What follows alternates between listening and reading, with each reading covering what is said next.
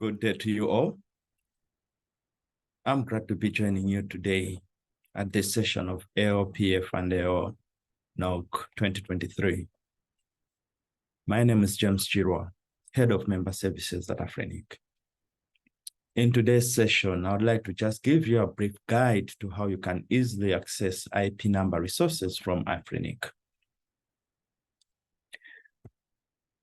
In my talk today, I'll give you a brief introduction to what AFRINIC is and where we operate. I'll give you a brief update on some statistics for Angola and global. I'll also break down the need for public IP addresses overrunning your network on private IP addresses. I'll speak about the process to become a member with AFRINIC. I'll also cover the fee structure for membership. AFRINIC is one of the 5 regional internet registries that manage IP number resources. We cover 55 economies where we are serving roughly 2,260 resource members. We've been operational since 2005, and our service region covers the African continent and the Indian Ocean islands. Our core responsibility is the effective and efficient management of IP number resources.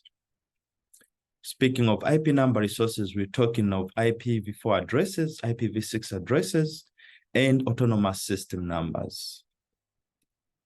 There's been a buzz nowadays for network operators in acquiring AS numbers. But it's important to note that an AS number simply defines a routing domain, and behind that routing domain, you practically need a set of public IP addresses. So it's important when you want to think about acquiring an AS number from AFRINIC that you also consider what are the needs on your network for IPv4 and IPv6 addresses. As you can see here, this is just a simple description of what an AS number would define for an operator.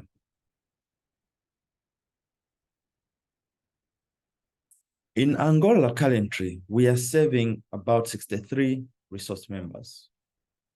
These 63 resource members are using roughly over 1.2 million IPv4 addresses. We've also issued 68 autonomous system numbers and 23 IPv6 prefixes. Comparatively, 23 IPv6 prefixes against 63 resource members who have gotten addressed IPv4 or S number from us shows a significant low number of IPv6. This can also be corroborated in the next slide, where you can see that also Angola isn't doing great in terms of IPv6 adoption. So if you see these two slides, they currently relate. Low numbers in terms of IPv6 received from AFRINIC, and also global status in terms of IPv6 adoption is simply just too low. And this is one thing that also, as we discussed during this peering forum and network operators group, we also need to think of how we can map our journey towards IPv6 adoption. The reason being, as you can see in the next slide, at AFRINIC, we are simply running out of IPv4 addresses. This is not just a situation at AFRINIC, but it's a global situation. Currently, in our available pool, we simply have 1.2 million IPv4 addresses. We also have another 1.2 million that is reserved by policy, and it will come into use once this one is exhausted. We've depleted it. And in addition, there is another set of about 4 million that is in quarantine, yet to be cleaned and put back to available pool. However, with the current pace of adoption, we anticipate to run out within the next 4 years. However, this is all driven by policy as well. So at any time, at any moment in time, there may be another policy that may change, and it may accelerate the depletion. You can see just how the progress has been over years, over the past 10 years. You see that there was a quick depletion between 2023 until 2020. And then there's a slowdown because of an effective policy that came in to ensure that there's still a number of resources that can help new startups, new operators, or even existing operators that want to navigate and change the setup of their network so that they start using public IP addresses directly rather than relying on IP addresses from their upstream provider. That being said, look at the global situation. At least in Afrinic, we still have available IP addresses in our pool. Same story for Epinic. Epinic also have about 17% of a /8, while we have about 8% of a /8. Meanwhile, you look at the other 3 regional internet registries, ARIN, LACNIC, RIPE-NCC. These ones have exhausted their pool. Right now, they do not have additional or excess resources in their pool.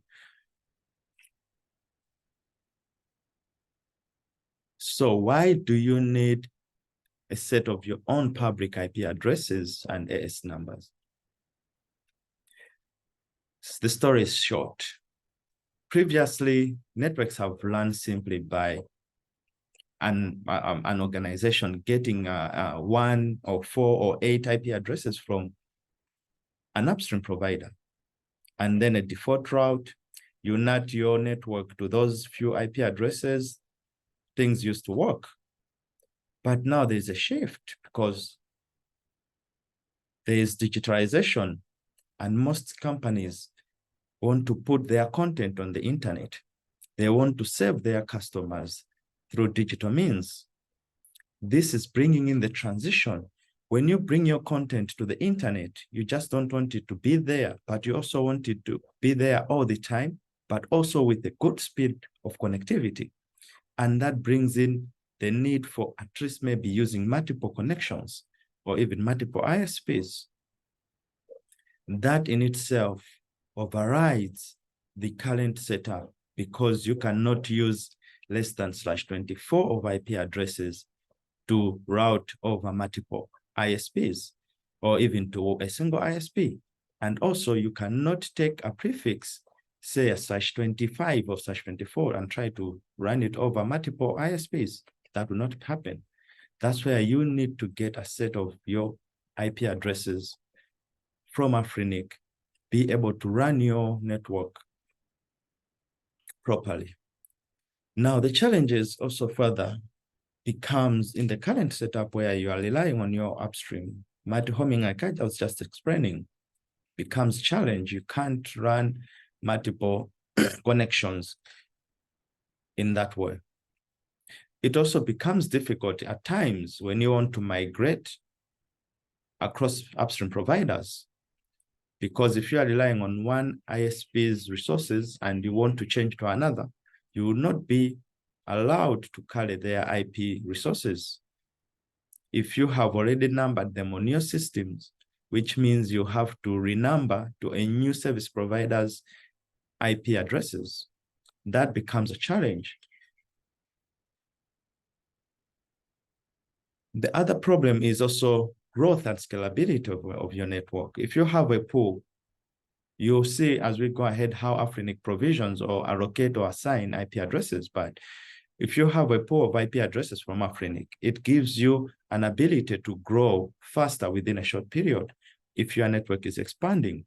However, if you are relying on your upstream provider, sometimes it may take time to achieve that, or at this rate as well, where we are running out of IP addresses, ISPs may tell you that they do not have additional resources to give to you so that you can, they can enable your growth. Additionally, if you rely on an upstream provider's resources, you simply don't have your own control of how to route your traffic, how to set up the routing policies. While if you have your own set of IP addresses and autonomous system number, you have the the flexibility of determining how your routing should be, what goes in, what comes out, what goes out, what comes in to your network. So it's quite important to also understand that aspect, because at some point, if you rely on somebody else to run your policies, then you simply are at their mercy. You don't know the risk that network is running. So it comes in handy when you operate your own. Security concerns is another thing. Network address translation, one IP for multiple devices, becomes harder to troubleshoot. More so, it also interferes with the operation of a network in case some of your devices are being used for log activities. It's the entire network that suffers the consequences. This could be different case if you are running public IP, a set of public IP address that can be used to easily identify individual devices. If you are running behind a provider's network, you also do not have the flexibility to implement certain best practices. For instance, Internet Routing Registry, RPKI, DNS, and DNSSEC, all these are at the mercy of your service provider. Now, what would you achieve by getting your own set of IP number resources from Afrinic? First and foremost is you have the control to manage your IP number resources. You can enroll on the best practices like RPKI, Internet Routing Registry. You can easily register your own reverse DNS delegation for all the networks that have email sending systems. Additionally, you can also implement DNSSEC on your own. More benefits, seamless smart homing or upstream provider migration becomes easier. Network growth and scalability, you can plan your own network growth and be able to use the resources you have from Afrinic. If you are introducing new public-facing services, and you may come to Afrinic and get a pool of resources which you can plan for up to 8 months or 12 months if it is IPv6. And these resources, you can easily map within that period and do your planning over that particular period. So network growth and scalability becomes easier. Now, we go back to overriding the challenge that we spoke about in terms of your routing policies. You're in control of your routing policy. You know what networks you allow to exchange traffic with. So that becomes under your control and it makes your network perform better. So speaking of all these benefits, it also comes to how do Afrinic manage these resources? How do Afrinic determine what or how much to give to its members? Or if a member is suitable enough to receive, or if a potential member is suitable enough to receive IP addresses from Afrinic. There's a set of what we call resource management policies. These resource management policies govern us on how to manage and distribute these number resources. You can find these in what we call the consolidated policy manual. They're all in one document. I have put a link in that QR code. It's important to understand before you come to Afrinic, because understanding of the policies make your request easier and it makes it quicker to evaluate. These policies, just a set of guidelines the internet community proposes, deliberates, and adopt. Now, what does that mean? It's not Afrinic staff who create these policies. It's the Afrinic internet community that create these policies and set them forth for us staff to use in appropriate management of these number resources. We have a simple process in how this works. The community is at the bottom, And through that community, there's what we call the policy discussion working group. This is where all the proposals, the discussions take place. This takes place over a mailing list, and you are welcome to subscribe. And I encourage that you subscribe because you don't want to miss out on important changes or important policy changes that come in, because definitely they impact you. The policy discussion working group is coordinated by 2 co-chairs. Angola is so lucky at this stage because one of the co-chairs is among us within the community, Mr. Darwin Costa. And for those who may want to hear more about this policy discussion working group, please feel free to talk and consult Darwin, and he may be helpful. And also, Darwin and his colleague, the co-chairs, they are in constant touch with the staff liaison, who coordinates the communication between staff and the co-chairs, and also in conveying certain messages to the public for publication. So through that, Darwin can also help for those who want either to join the policy working group discussions or those who even want to propose certain policies. And he also has direct liaison that he can refer certain things to staff. Now, for each policy, once it goes through the appropriate discussions and it has been approved and ratified, then it comes to staff to implement and put into use. So this is the resource governance structure. This is how it works, bottom up, starting with the community, public. That means if you join that group, you take charge of how you want the staff to operate in terms of management of IP number resources. Now I'll move on to speak about the membership categories that we have, and then we'll drill down to understanding what are the major membership categories and what are the requirements for those ones. At Afrinic, we have 3 kinds of memberships. We have the resource members, and these are the ones that come request for IP number resources from us. The resource members are in 2 categories: local internet registries and end-site customers. I'll talk more on these 2 categories in the next slides. But this category, as a resource member, you should also know that you have the right to vote for board elections, but also other necessary resolutions that come up during the annual general meeting.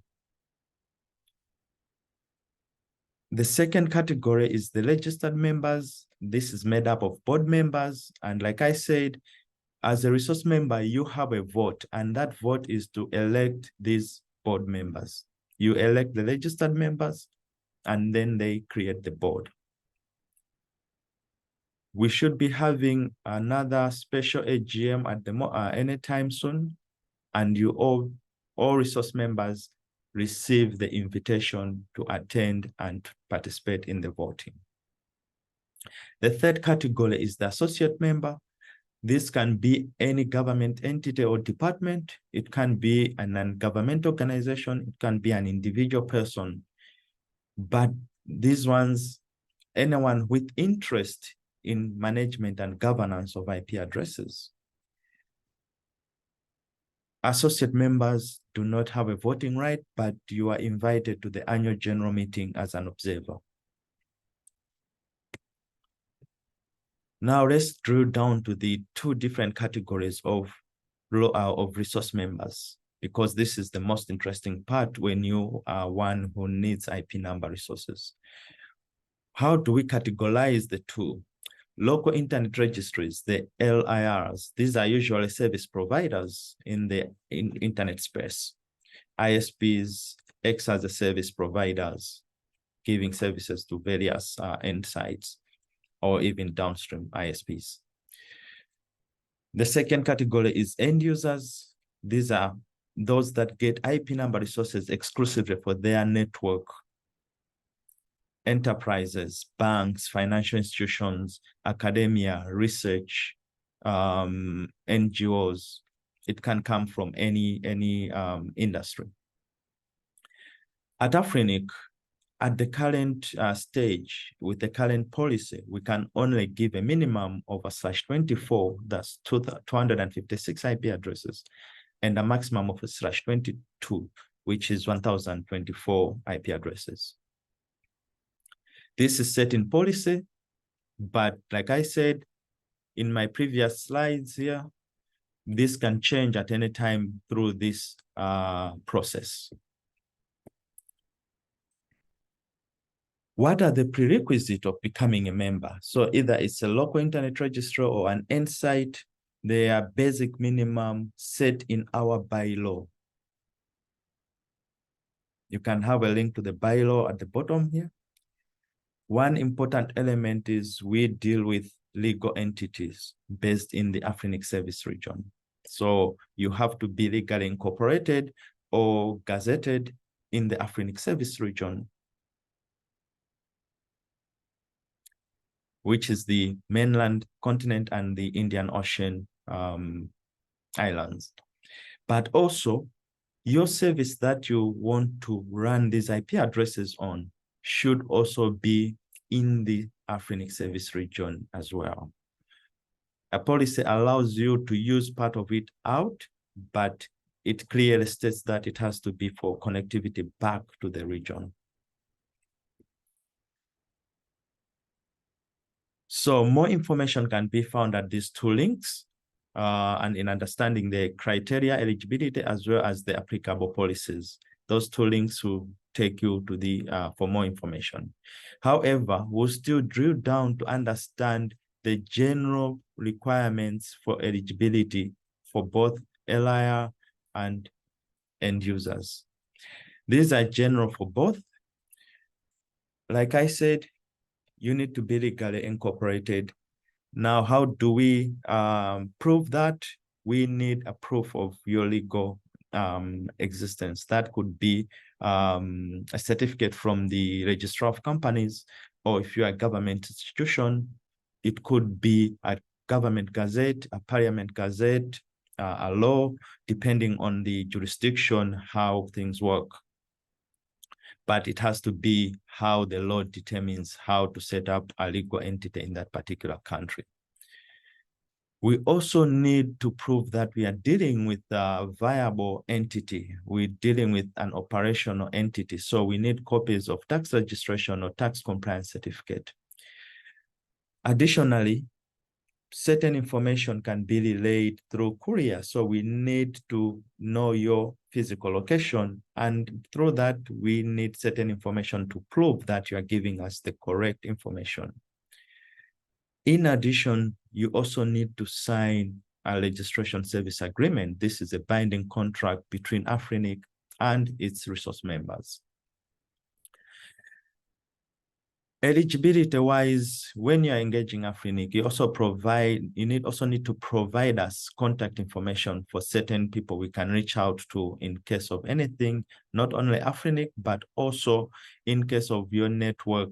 Either somebody wants to connect to you, they may find information in our WHOIS database, or if there are some issues happening on your network, some people may want to reach out to you to fix those problems. So we need contact information for those people who can be reached, and it will be published in our WHOIS database.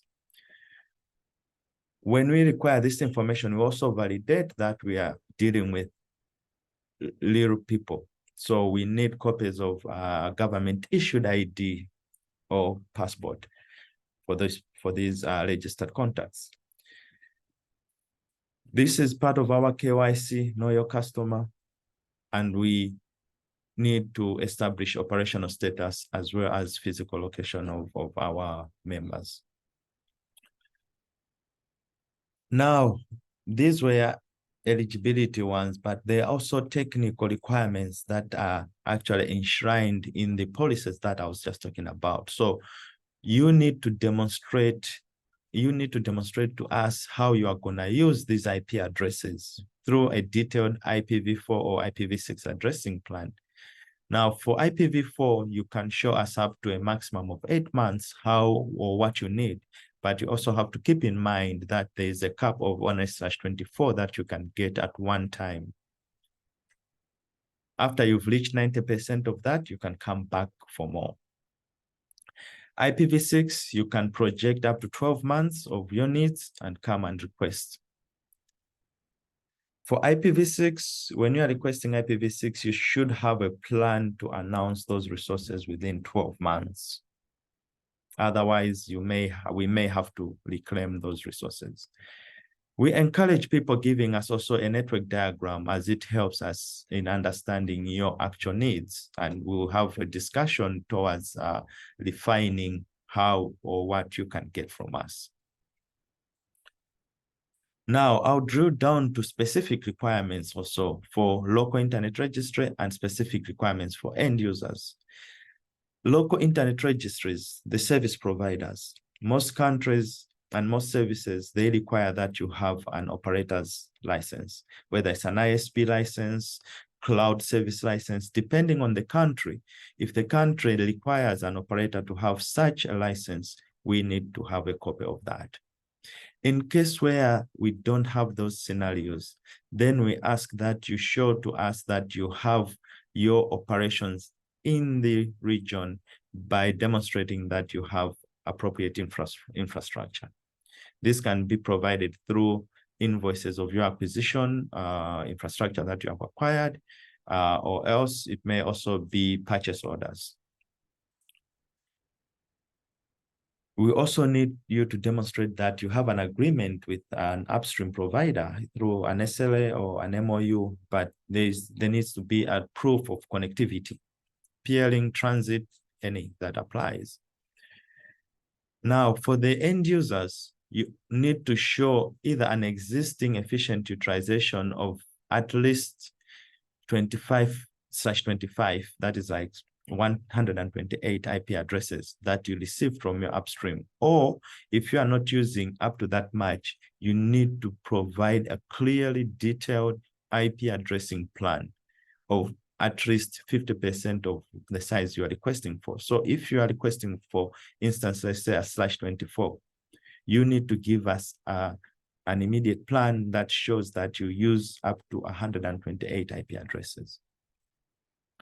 We, in addition, also want to know that you have a means to push that traffic to the internet. So an agreement, a service agreement with an upstream or a transit provider is something that we also request from you. Now, if you're also in need of an AS number, in addition to the IP addresses, then you need to either show that you interconnect with more than one AS number, or you can demonstrate to us that you have a unique routing policy different from what your upstream will be running. You can also share a peering agreement if you have one in place. It moves quicker, or a connectivity SLA. In case you don't have one, either a peering agreement or connectivity SLA, AFRINIC usually contacts the BGP peer that you have provided just to confirm if you are in negotiation or if you have already agreed on an arrangement. Those are just the requirements that you need when you come to request for IP number resources and membership at AFRINIC.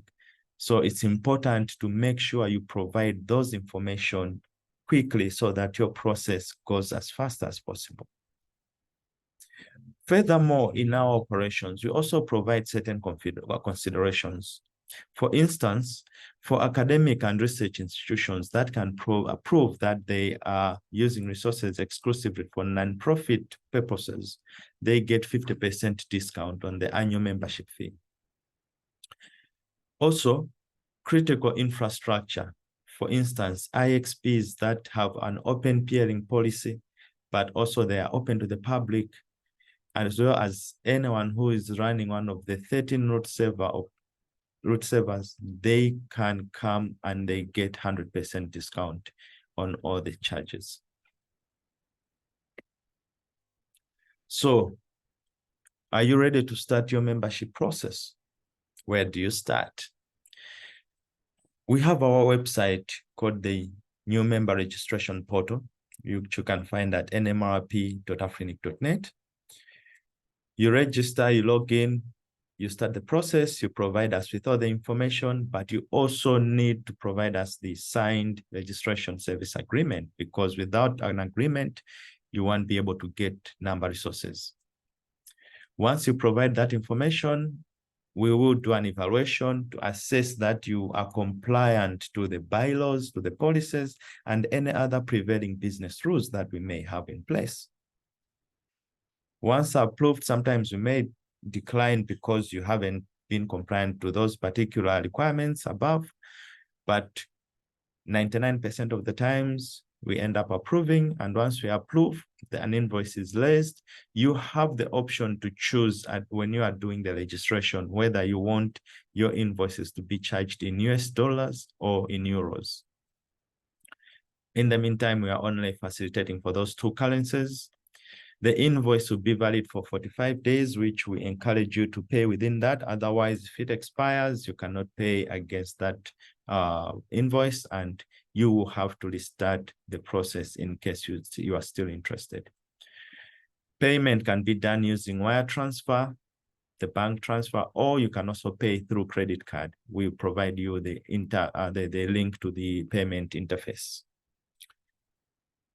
Once we get the payment, we issue the resources within 48 hours of working time. Now, once you get the invoice, what are the charges? What does the invoice make? What is it made of? Now, we have different charges for the invoice. Now, if you are a local internet registry, the LIRs, these are the charges that you accrue. Now, the cost is made up of 3 elements. The first one is the annual membership fee. This annual membership fee is recurring annually. But at the first instance, it is prorated according to the quota that we approve your request. So if you can see here, for instance, micro is 1,000. That 1,000 you'd be charged if it is in Q1. But in Q2, that would go down to $750 US dollars. If you come in Q3, that would be $250 US dollars. In addition to the annual membership fee, but then on the next cycle of invoicing, you'll get the full annual membership fee. In addition to the annual membership fee, there's the allocation fee, which is one-off. And for each category, depending on how many IPs you're receiving from us, you will get that charge. Now, in case you've also requested for AS numbers, an AS number would cost you $400 as a one-off fee, but annually it doesn't have a cost. For end users, it's the same approach, quarterly proration for the annual membership. And then assignment fee one-off again, similar for AS numbers.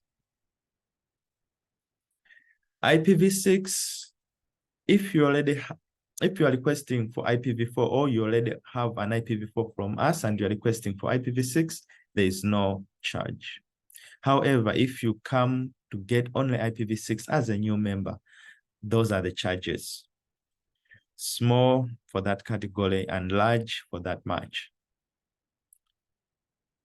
In addition, AS number will still have the $400 one-off fee. You can get more information regarding these fees, and you can also learn estimates of what you can be charged before you come to us for membership through that link. We have a fees calculator that can demonstrate your expected cost at the beginning.